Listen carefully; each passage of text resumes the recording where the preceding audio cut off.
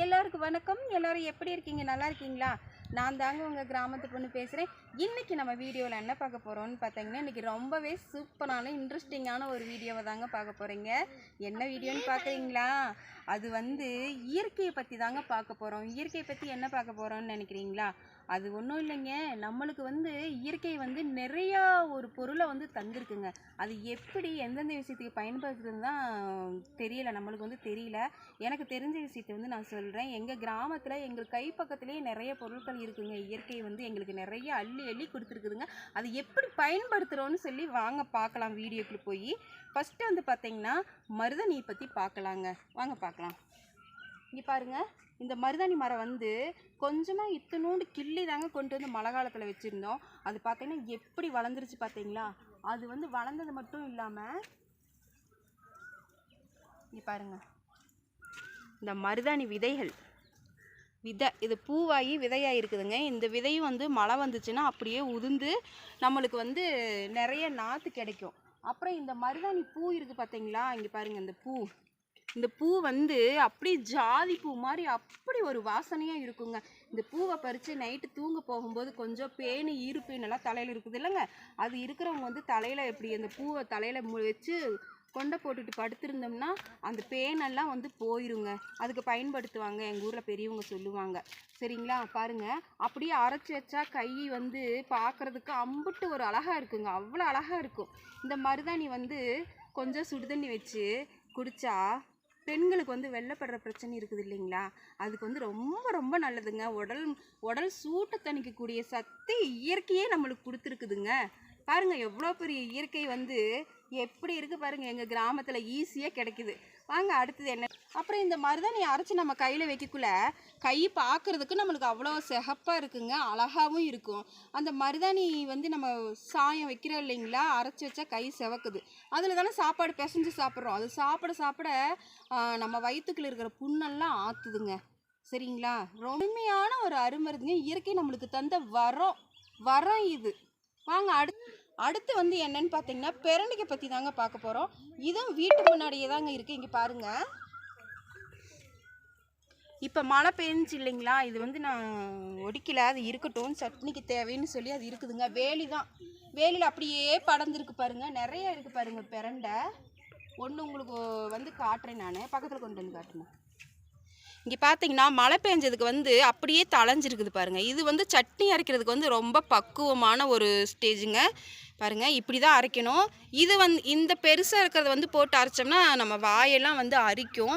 இதுதான் இந்த 3 இது தளைஞ்சிருக்கு பார்த்தீங்களா, இந்த துணுக்கு எல்லாமே நம்ம எடுத்துக்கணும். இது எடுத்து சட்னி. இங்கே பாருங்கள், நிறைய தளைஞ்சிருக்குதுங்க பாருங்கள்.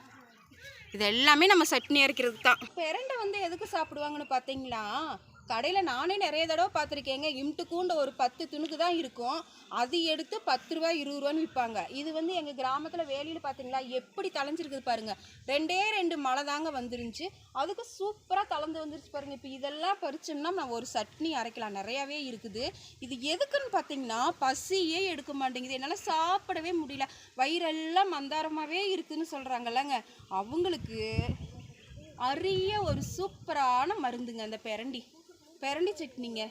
அப்படி அரைச்சி சாப்பிடுங்க. சட்னி வேணாட்டி ஊறுகாய் போட்டு சாப்பிட்லாம். பசி அப்படியே கபகம்னு சாப்பாடு வேணும்னு அந்த அளவுக்கு இது பெரண்டி எடுத்து சாப்பிட்டா சூப்பராக இருக்குங்க. பசிக்கு அருமருந்துங்க. இது ரொம்பவே பசி எடுக்கும். இயற்கை கொடுத்த வரப்பிரசாதங்க இது.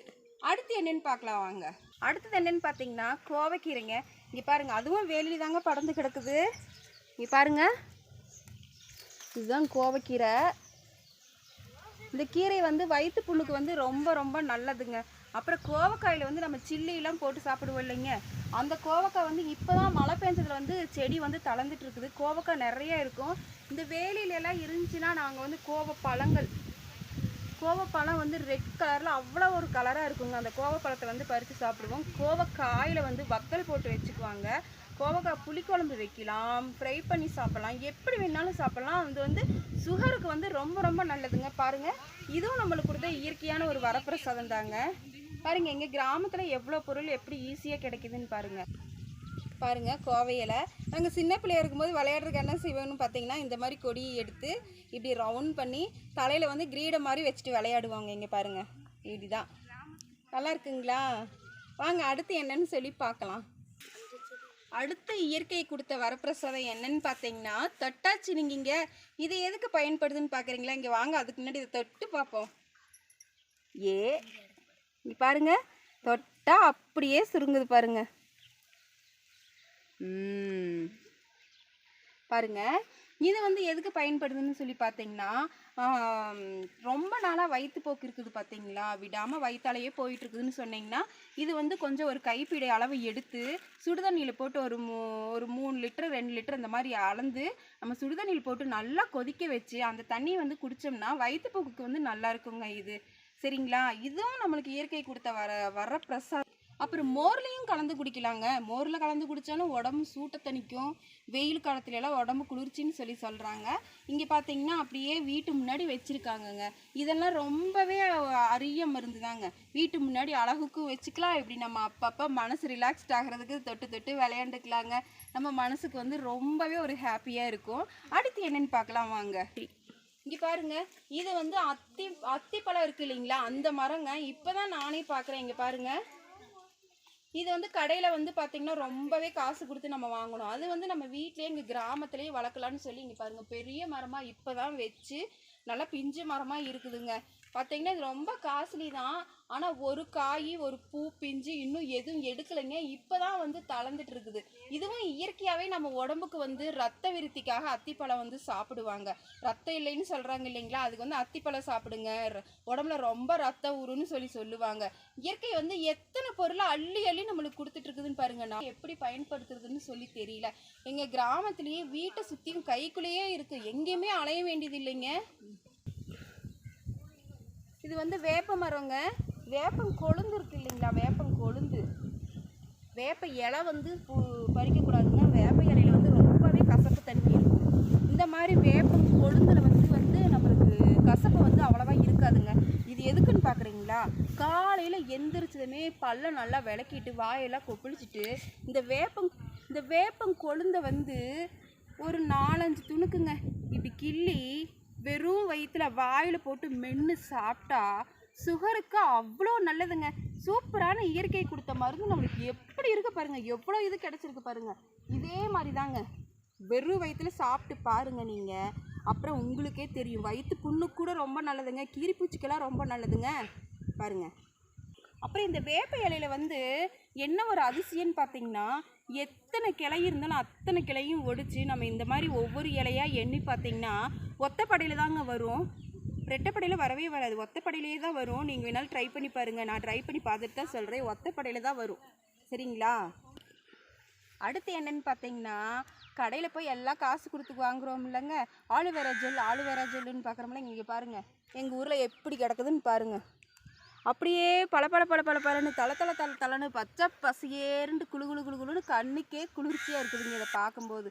இதை பொறிச்சு நம்ம புளிக்குழம்பு வச்சு சாப்பிட்டா அவ்வளோ அருமையாக இருக்குங்க. இதுவும் உடல் சூட்டை குறைக்கிறதுக்கு ஜூஸ் போட்டு குடிக்கலாம். இப்போ இதை ஜூஸ் போட்டு கூட விற்கிறாங்கங்க.